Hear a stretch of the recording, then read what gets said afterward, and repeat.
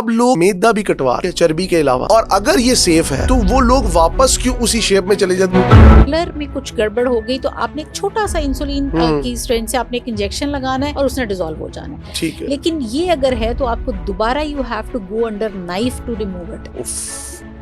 Dandruff अगर आपके है बालों में तो वो सवाल ही पैदा नहीं होता कि आपको बालों को वो उगने दे। That is one of the major cause of hair fall. वो तो ऊपर बल्कि और उसको ब्लॉक कर देगा। Exactly. एक सिलिकॉन आजकल कॉन्सेप्ट आया हुआ है, लोग अपने थाइज में भी यूज कर रहे हैं, चेस्ट में भी यूज कर रहे हैं, फीमेल्स में जरा ज्यादा है, अब तो मेल्स में भी। क्या ये सेफ है? और अगर ये सेफ है तो इसका आफ्टर एज इफेक्ट इंसान की बॉडी पे? Personally I don't recommend those. Dark colour जो जिनका होता है कॉम्प्लेक्शन, उसमें बेसिकली जो मेलानिन की प्रोडक्शन है वो विटामिन डी की एब्जॉर्प्शन को रोक देती है।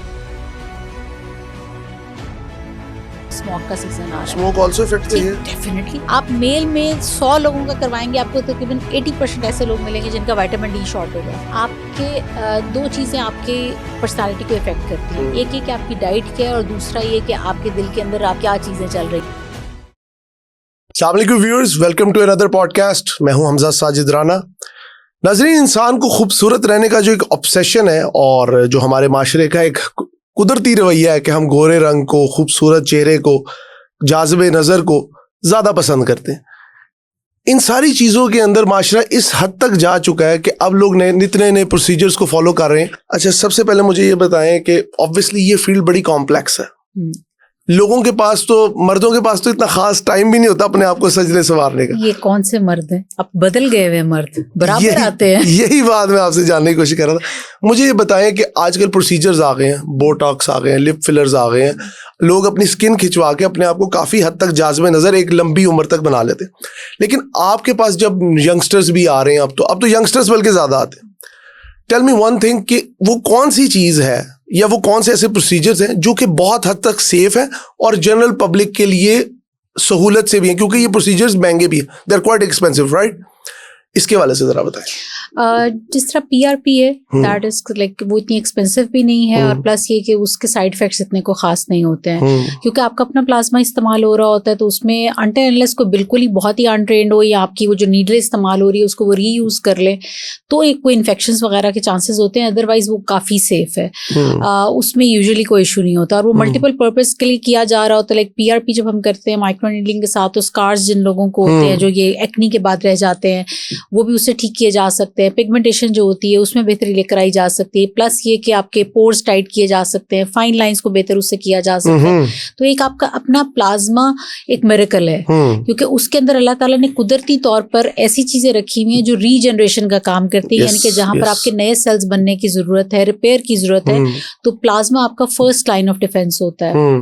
तो इसलिए उसमें यूजुअली कोई ऐसा इशू नहीं आ रहा होता। अच्छा डॉक्टर साहब, एक चीज बताएं, अपार्ट फ्रॉम दैट कई लोगों को हमने देखा है उन्होंने बोटॉक्स, लिप फिलर्स कराए, या तो with the passage of time, मुझे ये बताएं प्रोसीजर की गलती है या ऑन द अदर हैंड क्या स्किन ढलक जाती है? क्योंकि हमने कई लोगों को, सॉरी टू से, बड़ा बदनुमा होते देखा, और ये बड़ी एक बड़ी हार्श फीलिंग आती है किसी भी इंसान के कि यार ये ना ही करवाते। Exactly. ये थोड़ा सा टेरिबल क्वेश्चन जरूर है, लेकिन डेफिनेटली बुरी होती है। और मैं हमेशा, मेरा बहुत ज्यादा फोकस यही होता है कि लेस इज मोर। आप बहुत ज्यादा ना करवाएं, आप थोड़ा करवाएं। ऑल्दो अच्छा, मजे की बात ये होती है कि लोगों को ये लग रहा होता है कि शायद ये डॉक्टर ने की है, किसी हद तक कोई अनट्रेंड डॉक्टर्स का भी हाथ होता है। हाँ, लेकिन यूजुअली जब फिलर ज्यादा हुए होते हैं या बोटॉक्स ज्यादा हुआ होता है तो ये पेशेंट की डिमांड होती है। क्योंकि देखिए, अगर मेरे पास आप आ रहे हैं और आप 1 ml के लिए पे कर रहे हैं, ठीक है, मैं आपको खुद से 2 ml नहीं लगा दूंगी, ऑब्वियस, ठीक है। इसी तरह बोटॉक्स के जो सर्टेन यूनिट्स हैं, आपसे मैं उसका अगर फर्ज करें चार्ज कर रही हूँ तो मैं आपको एक्स्ट्रा यूनिट्स क्यों लगाऊंगी?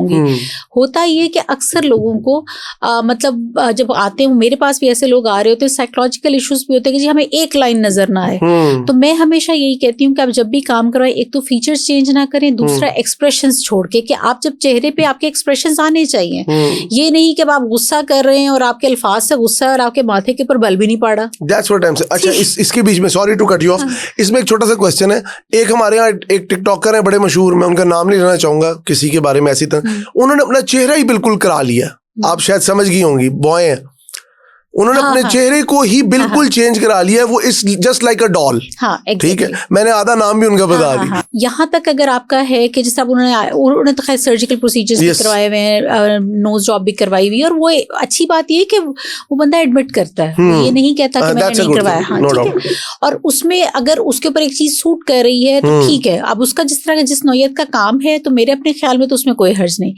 लेकिन अगर डॉल की ही एक और फीमेल वर्जन है जिसके साथ आप थोड़ा मैं पहुंच गया हूँ वहां बेड़ा गर्क है, तो वो that is too much.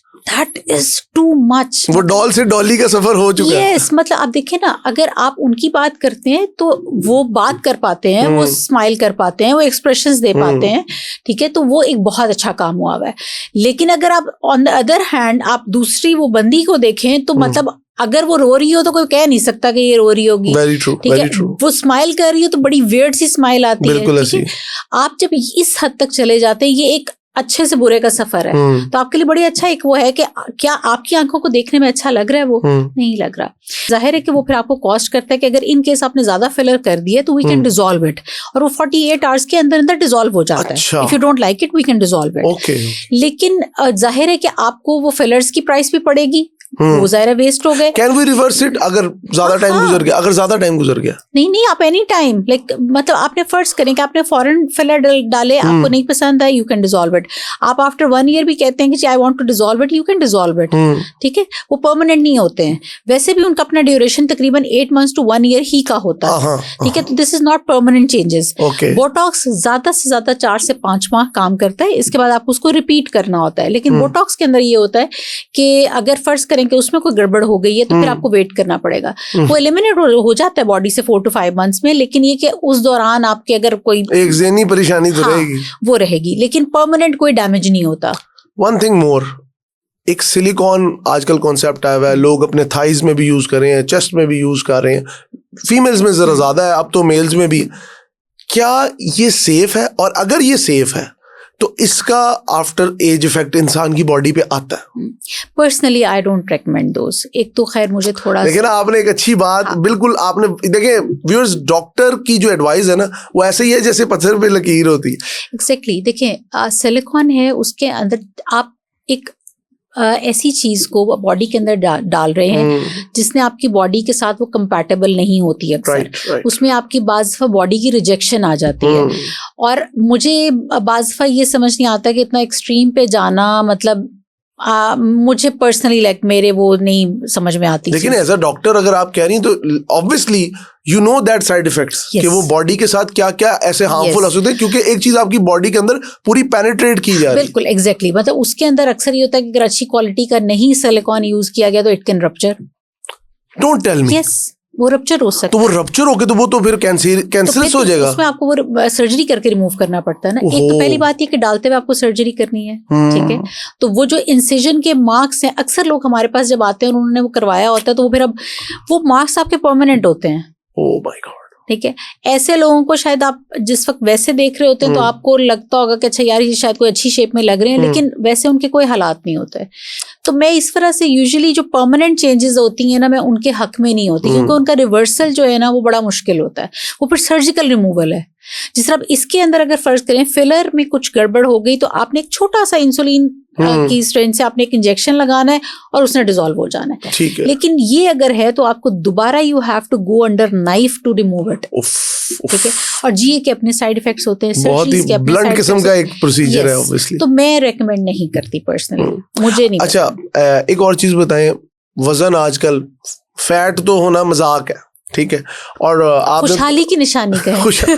Pakistan में कहते हैं कि जिसका जितना पेट है, ठीक है, हम उसकी दौलत का उसी से अंदाजा लगाते हैं। मेरे कुछ एक पेशेंट्स हैं, वो कहते हैं कि लाहौर में तो जिसका ना पेट ना हो ना उसकी बात में वजन नहीं होता, तो उसका वो बेसिकली पर्सनालिटी का रो भी नहीं बनता, कि पतले बंदे की तो कोई बात ही नहीं सुनता। हाँ, ये कह सकते हैं। लेकिन आप एज अ डॉक्टर, आपके पास ऑब्वियसली लिपोसक्शन का एक प्रोसीजर बड़ी पुरानी चीज हो गई। अब लोग मैदा भी कटवा रहे हैं, ठीक है, चर्बी के अलावा। इस टॉपिक पे है क्योंकि मेरे कुछ फैमिली में भी कुछ लोगों ने करवाया। Is it safe? और अगर ये सेफ है तो वो लोग वापस क्यों उसी शेप में चले जाते? क्योंकि मेरे जानने वाले चले गए। तो मैं आपसे इसलिए पूछना चाह रहा हूँ कि एज अ डॉक्टर आपके पास ऐसे लोग रोज आते हो, बेशक लेटेस्ट प्रोसीजर को फॉलो करना चाहिए, लेकिन स्टिल अपनी बॉडी से इतना बड़ा जुल्म। असल में जिन लोगों का मैदा काटा जाता है वो अक्सर वजह भी यही होती है कि अब आपको नजर आ रहा है कि उसकी वजह से अब उनको जर्नल इश्यूज स्टार्ट हो गए हैं, लाइक वो डायबिटिक हो गए हैं, जिस्म को नुकसान ज्यादा क्या चीज पहुंचा रही है, वो शुगर या वो मोटापा, क्योंकि देखिए मोटापा बहरहाल आपकी 99% बीमारियों की वजह है, नो डाउट, ठीक है। तो वो तो इन एनी केस किसी भी तरह से अच्छा नहीं है। अब एक पेशेंट आपके पास आ रहा है और उसमें आपको नजर आ रहा है कि अब उसने जिम भी नहीं जाना, उसने मुंह भी नहीं रोकना, उसकी वो खुद मुंह से कह रहा है कि जी मैं खाना खाए बगैर नहीं रह सकता, जिम से उतरते ही 3 गिलास जूस, जिम भी नहीं जा रहे ना। अब लोगों को कहते हैं जी मेरा बैठने का काम है, आपने उठना भी नहीं है, फोनों पे लगे हुए आपके मोस्टली अब काम देखें। अगर एआई आ गई है तो नुकसान ये हुआ है कि आपकी हर चीज अब आपके हाथ में है, आपने उठना, अब एआई आपको टांगे लगाए और अब आप उठे तो वो एक अलग बात है, लेकिन वैसे हम नहीं हिलना चाहते, आर्टिफिशियल लाइफ, हाँ, तो हम उठना ही नहीं चाह रहे होते, हम हिलना नहीं चाह रहे होते, मुंह बंद करना नहीं चाह रहे होते। अक्सर लोग आप देखें तो रात को लेट नाइट काम कर रहे होते हैं, तो वो आपकी मिडनाइट आपकी स्नैकिंग चल रही होती है और वो आपकी मिडनाइट डील्स आती हैं घरों में, ठीक है। तो वो उसकी वजह से आपका लाइफस्टाइल बहुत अजीब हुआ। जो मैदा कटवाते हैं उसमें सबसे ज्यादा जो प्रॉब्लम होती है वो ये होती है कि आपकी बॉडी में जाहिर अगर खाना नहीं जा रहा है एब्जॉर्बर, तो जो एसेंशियल न्यूट्रिएंट्स हैं वो भी नहीं जा रहे होते हैं, ऑब्वियसली, ठीक है। तो ऐसे लोगों के अगर आप देखें तो बाल खत्म हो गए होते हैं, स्किन बर्बाद हो जाती है, प्लस ये कि मोटापा क्योंकि एकदम से जाता है तो आपकी स्किन को इतना टाइम नहीं मिलता कि वो पूरा रीजनरेट कर सके और वापस आ सके, तो उनकी बहुत बुरी तरह से स्किन लटक जाती है। और अनफॉर्चुनेटली क्योंकि पहले ये होता था गैस्ट्रिक बाईपास कर दिया जाता था, लेकिन गैस्ट्रिक बाईपास में बहुत स्वेर फिर उसकी, क्योंकि उसके साथ डेथ्स भी रिपोर्ट हुई तो उसको बंद कर दिया गया। अब ये किया जाता है कि आपका मैदा छोटा किया जाता है, लेकिन वो कुछ अरसे के बाद रीग्रो कर जाता है, वो अल्लाह की तरफ से है, it's just like a balloon. हाँ, तो वो आपका ये होता है कि उसके सेल्स दोबारा से वो रीजनरेट होते हैं। तो अगर अब आपने अपनी हैबिट्स चेंज नहीं की हैं तो वहीं पे आप खड़े तो वो आप वहीं आ जाएंगे। अच्छा, लाइपोसक्शन का on the other hand plus point ये कि that is permanent. Liposuction permanent है, क्योंकि जब आप मैदा काट रहे हैं तो फैट के सेल्स नहीं जाते, आप जिम कर रहे हैं तो फैट के सेल्स श्रिंक होते हैं, वो जाते नहीं आपकी बॉडी से। अगर आप टमी टक कर रहे हैं तो सिर्फ उतना पार्ट निकलता है जितना सर्जरी से रिमूव किया गया, बाकी फैट के सेल्स वहीं रहते हैं। लाइपोसक्शन का प्लस पॉइंट ये है कि जहां से लाइपोसक्शन की जाती है वहां से सिर्फ फैट नहीं निकलता, फैट के सेल्स भी चले जाते हैं। लेकिन अगर अब आप कहते हैं कि जी आपने बेली से फैट रिमूव करवा लिया और आपने मुंह नहीं रोका, ठीक है, तो आपके वो कहीं और आ जाएगा, क्योंकि हमने पूरी बॉडी से तो फैट के सेल्स नहीं निकाले ना, और वो ना मेरे से पूछ के आएगा ना वो आपसे पूछ के आएगा, और यूजुअली फैट हमेशा गंदी जगह पे आप मुझे एक बताएं कि अगर जब हम लाइपोसक्शन कराते हैं तो क्या फैट सेल्स को रिमूव कर देते हैं? हाँ, वो फैट के सेल्स भी निकल जाते हैं उस जगह से। आप मुझे एक बात बताएं, fat is also essential for the body. 100% नहीं ना हो सकते, ठीक है, 100% और ना किए जाते हैं। हमारा टारगेट सिर्फ ये होता है कि 60%। तो अगर अब आपने हद से ज्यादा वेट बढ़ा लिया, यानी कि आप 20-30 kg ऊपर चले गए, तो फिर तो ये भी चांस है कि वहां के बचे हुए रिमेनिंग सेल्स अपना साइज बढ़ा कर लें। देखिए, हर चीज आपकी यहाँ पर आकर खत्म होती है कि अनटिल अनलेस आप इस चीज के लिए तैयार नहीं हैं कि आपने अपनी लाइफ में मॉडिफिकेशंस देकर आती हैं, तो मैं ये कहती हूँ आप मत जाएं, किसी भी प्रोसीजर में मत जाएं। मैं लाइपोसक्शन करने से पहले पेशेंट की बहुत काउंसलिंग करती हूँ और हम बहुत मॉनिटर रखते हैं। हम 6-6 महीने साल तक पेशेंट के साथ कनेक्टेड होते हैं कि उसने वजन तो नहीं कहीं बढ़ाया, और अल्हम्दुलिल्लाह मेरा एक भी पेशेंट ऐसा नहीं है जिसके रिजल्ट्स ऐसा हुआ हो कि जी वो दोबारा से वहां पर फैट आ गया हो, क्योंकि हम बहुत ज्यादा पहले बहुत टाइम में लगाते हैं। मतलब दैट्स ये बात सही है कि if you have belly fat you are giving a self growing tumour. Yes, exactly, ठीक है, आपकी इंसुलिन रेजिस्टेंस होगी, ठीक है, आप डायबिटिक होंगे। हाइपरटेंसिव ऐसे लोगों के अंदर होना 100% श्योर है। कार्डियक इश्यूज आपके इतने ज्यादा होते हैं ओबेसिटी के साथ। कौन सी चीज है जो ओबेसिटी के साथ रिलेटेड नहीं है? आपके कोलेस्ट्रॉल लेवल्स हाई होंगे, आप मतलब आपके फैटी लिवर होगा, क्या चीज है जो नहीं होगी? कौन सा सिस्टम को अफेक्ट नहीं करेगा? तो पाकिस्तान में अब एक मजाक बनता जा रहा है, और जबकि नहीं, जो कि किसी वक्त में सिर्फ अल्कोहलिक के साथ होता था। और आप यकीन करें, बहुत हेल्दी नजर आने वाले लोगों का भी आपका जर्नली देखने के अंदर स्टेज 1 पे होता है, और वो होता है। एक चीज बताएं, मेरे भी आप देख रहे होंगे डार्क रिंकल्स पड़ गए हैं। एक अब ये एक जनरल इशू है बिकॉज स्क्रीन टाइम बहुत ज्यादा है, चाहे वो कंप्यूटर पे हो, पीसी पे हो, लैपटॉप पे हो, और योर सेल फोन। मर्दों के लिए स्पेशली कौन से प्रोसीजर है? औरतें तो अपने आप को कहीं ना कहीं चला लेती हैं अपने आप को, उन्हें शायद ये पता होता है कि शीशा झूठ नहीं बोलता। हम सारे जमाने से झूठ लिए फिरते हैं। अरे नहीं, वो मेरा ख्याल टाइम गुजर गया जब मर्दों की सिर्फ तनख्वाह देखी जाती थी, अब शक्ल भी देखी जाती है। मेरे पास इक्वली लाइक नंबर है मेल का और फीमेल का, और मैंने ये देखा मेल ज्यादा कंसर्न होते हैं, मतलब खवातीन से कहीं ज्यादा बंदे होते हैं कि अच्छा हाँ मतलब कि जी अब बालों के लिए बात है, हम हेयर ट्रांसप्लांट कर रहे तो वो तो वही बंदों का रहा होता है। तो आप देखें ना, गंजा बंदा अपने आप को बिल्कुल बर्दाश्त नहीं करता, कोई और शायद बॉदर भी ना कर रहा हो, बिल्कुल लेकिन उसे खुद नहीं बर्दाश्त होता। और जहां तक ये डार्क सर्कल्स की बात है, देखिए स्क्रीन टाइम अगर आपका है तो जाहिर है कि वो चीज़ बढ़ती चली है, लेकिन जिस तरह आप डेप्थ में हैं और आपके हैं तो उसमें फिलर डाला जा सकता है, ठीक है। अच्छा, लेकिन जब आपने अंडर आई फिलर डलवाना है तो ये बहुत ज़रूरी है कि जिससे आप डलवा रहे हैं वो इतना एक्सपर्ट हो कि वो कैनुला से डाले। अगर वो नीडल से डालता है तो इस तरह के बहुत केसेस मेरे पास आ चुके हैं कि डायरेक्टली डॉक्टर्स ऐसे करके डाल रहे होते हैं और वो यहाँ से जो बारीक वेन्स और आर्टरीज उन्होंने रप्चर कर दी होती है, तो ब्रूज बड़े गंदे आगे होते हैं, प्लस वो प्लेसमेंट ठीक नहीं होती है। हम कैनुला से डालते हैं तो वो ब्लंट होता है, वो शार्प नहीं होता, और वो हम एंट्री पॉइंट यहाँ से ले रहे होते हैं, ठीक है। और वो यूजुअली आपकी डीप प्लेसमेंट होती है, तो वो आप अक्सर लोगों का देखेंगे कि जिनका गला डला होता है तो ये जगह उनकी बड़ी पफी हुई होती है। तो लेकिन अगर आपकी सही प्लेसमेंट है तो नोबडी कैन इवन जज कि आपका फिलर डला हुआ है। और दूसरा, लेस इज मोर, कभी ज्यादा नहीं डलवाए। मैं हमेशा बहुत you are the first doctor in my entire, मतलब जितनी भी मेरी मीडिया की लाइफ है, जो इतना स्टेट कह रही है कि भाई आप कम से कम इसकी तरफ जाएं, वरना लोग तो कहते हैं नहीं आप इसको ज्यादा प्रोसीड करें। आप कम को किसी वक्त भी ज्यादा कर सकते हैं, ठीक है। आप मेरे पास आते, मैंने आपको 1 ml डाला, ठीक है, और मैंने आपको कहा आप आराम से इसको 2-3 हफ्ते देखें। अगर आपको लगता है कि और डालना चाहिए तो स्वेलिंग को सेटल होने दें, ठीक है। जाहिर है माइनर सी स्वेलिंग तो होती है और उससे एग्जैक्ट रिजल्ट नहीं सामने आ रहा होता, ठीक है। तो लेट इट सेटल, आपकी बॉडी के साथ वो कंपैटिबल भी हो जाएगा, आप भी जरा यूज टू हो जाएंगे। उसके बाद अगर आपको लगता है कि और डालना है तो हम डाल सकते हैं, ठीक है। लेकिन अगर आपने ज्यादा डलवा लिया तो उसका नुकसान क्या है? आप 1 हफ्ते के बाद आके कहेंगे डॉक्टर साहब ये तो पफी हो गई, मुझे बुरा लग रहा है, डिसॉल्व कर दें।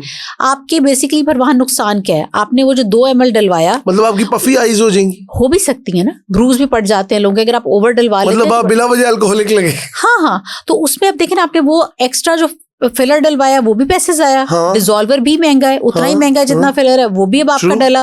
उसके बाद अब आप जब दोबारा फिलर डलवाएंगे तो फिर तो जरूरत क्या है, आप कम डलवाएं, उसको बढ़वा लें। चलिए, एटलीस्ट कुछ ऐसे डॉक्टर्स हैं जो हमेशा सैनिटी की तरफ लेके चलते हैं। चल, last but not the least, मुझे ये बताएं, मेरे भी बाल गिर रहे हैं आपने बालों की बात की, बाल्डनेस एक बहुत बड़ा इशू है। हेयर ट्रांसप्लांट मेरे ख्याल से फसल खत्म होने से पहले फसल का ख्याल कर लिया जाए, वरना आप पछतावे क्या हो जब सब कुछ चुक गया कि एग्जैक्टली। आप क्या कहेंगे इस बारे में? अच्छा, इसमें 3 बहुत मेजर कॉजेज हैं। एक तो ये कि जेनेटिक्स अगर आपकी इन्वॉल्व है तो डेफिनेटली आप प्रिपेयर रहें कि आपके ट्रांसप्लांट होगा ही होगा। वो हम उसको प्रोलॉन्ग कर सकते हैं कि अगर आप अपने जो बाल हैं उनका ख्याल करते हैं तो हम आपका वक्त गुजार सकते हैं अच्छा, और वो बहुत अच्छे ऑप्शंस हैं जिसमें आपकी PRP है, एक्सोसोम्स हैं, ये चीज़ें की जा सकती हैं। दूसरी बहुत इंपॉर्टेंट चीज़ ये है कि अगर आपको डेंड्रफ है तो ये जहन में रखें कि हम हेयर ट्रांसप्लांट, मैं तो खैर नहीं करती डेंड्रफ के पेशेंट का, क्योंकि वो फेलियर होगा, 100% फेलियर होगा। रीजन बिहाइंड डेंड्रफ अगर आपके है बालों में तो वो सवाल ही पैदा नहीं होता कि आपको बालों को वो उगने दे। That is one of the major cause of hair fall, बल्कि और उसको ब्लॉक कर देगा। एग्जैक्टली। और तीसरी, और जो यहाँ पर लोगों को पता ही नहीं है, और इस पे मैं बाहर रिसर्च भी कर चुकी हूँ तो उसका पेपर भी मेरा मौजूद है, एशियंस में विटामिन डी की खास तौर पे मेल में क्रिटिकल शॉर्टेज होती है। रीजन, जो आपके डार्क कलर जो जिनका होता है कॉम्प्लेक्शन, उसमें बेसिकली जो मेलानिन की प्रोडक्शन है वो विटामिन डी की एब्जॉर्प्शन को रोक देती है। ये मेरे लिए मतलब दिस इज न्यू इन्फॉर्मेशन। तो आप अगर हम तो ये समझते जी हमारे तो आधे लोगों ने रंग इसलिए काला किया जी सूरज में बैठ के। नहीं, एशियंस मेल में खास, ये फीमेल में फिर बेहतर है। आप मेल में 100 लोगों का करवाएंगे, आपको तकरीबन 80% ऐसे लोग मिलेंगे जिनका विटामिन डी शॉर्ट होगा। एक चीज बताएं, शुरू से दादियां नानियां कहती थी तुम सरसों दा तेल लाओ तुसी इंज रहोगे, ਅਸੀਂ अपने ਵੱਡਿਆਂ ਨੂੰ भी वेख्या, स्टिल राइट नाउ आप ऑयल लगाएं तो या ऑयल खराब हो गया या नीयत खराब हो गई है या स्ट्रेस मैनेजमेंट नहीं है। उस वक्त डाइट बहुत बेहतर थी, और दूसरा देखिए आपको एनवायरमेंटल जो चेंजेस है इस वक्त, अभी आगे अब स्मोक का सीजन आ रहा है, smoke also affects the hair. Definitely air quality आपके देखें, आपके पोर्स, हर चीज, ये अल्लाह ताला की तरफ से ऐसा कि जिसने ब्रीद करना है आपके यहाँ से सामने, और उसमें अगर फर्ज करें कि सारी पोल्यूशन आ रही है, ठीक है, वो आपकी क्या होगा, डेंड्रफ होगी डेफिनेटली, और वो क्लॉग करेगा पोर्स को, तो वो डेफिनेटली इफेक्ट करता है। और डाइट जिस किस्म की आप मुझे बताएं कि आप घर में भी बच्चों को खाना खिलाएं, आपको कैसे पता है कि जो आप सब्जी पका रहे हैं उसके ऊपर किसी किस्म का कोई पेस्टिसाइड नहीं होगा या फर्टिलाइजर में नहीं है वो। दालें आप देख लें, पेस्टिसाइड और फर्टिलाइजर्स की पैदावार है। हमें लग रहा होता है कि सिर्फ हम बदनाम कर देते हैं ब्रायलर को। आप मुझे ये बताएं कि जो बीफ है और मटन है उसमें क्या हार्मोन के इंजेक्शन नहीं लगते? उसी तरह ही चल रहा है हार्मोनल। हाँ जी, तो आप ये सब कुछ क्या हमारे अंदर जा रहा है? पहले ये नहीं जाता था, ऑर्गेनिक होता था सब कुछ, सबके घरों में जनाब जी एक आधी किसी ने भैंस रखी हुई है, गाय रखी हुई है, घर का सब कुछ आ रहा है। अपने जितना मतलब किसी का होता था अपने घर के हिसाब के लिए उतना उगा भी लेते थे चीजें। तो ये सारी चीजें अल्टीमेटली इफेक्ट करती हैं। You mean to say that कि ये जो उजड़ापन हमारी शक्लों पे आ गया है, ये इंडस्ट्रियलाइजेशन का एग्जैक्टली शाखसाना है। देखिए, आपके दो चीजें आपके पर्सनालिटी को इफेक्ट करती हैं। एक ये कि आपकी डाइट क्या है, और दूसरा ये कि आपके दिल के अंदर आपकी क्या चीजें चल रही हैं। अगर आपका अंदर से आप साफ नहीं है, तो मैंने बड़े खूबसूरत चेहरे ना 10 मिनट के बाद आपका दिल नहीं करता कि आप उनकी तरफ देखें भी, ठीक है। तो वो ये दो चीजें मुझे लगता है कि बड़ी इंपॉर्टेंट है कि आपका इनर सेल्फ बहुत क्लीन होना चाहिए। और आप अगर, मेरा ख्याल बुग़्ज़ आपके दिल में है, तो मेरा नहीं ख्याल है कि कोई मामला सही हो सकता है। चले, ठीक है जी, thank you so much doctor साहिबा। आपका टाइम ऑब्वियसली कीमती है, लेकिन साथ साथ एक बात मैं आज समझ चुका हूँ कि इंसान की खूबसूरती के लिए इंसान को जाना चाहिए, कुछ हदें क्रॉस करनी चाहिए, लेकिन साथ साथ हदूदों को यूद का ख्याल भी रखना चाहिए।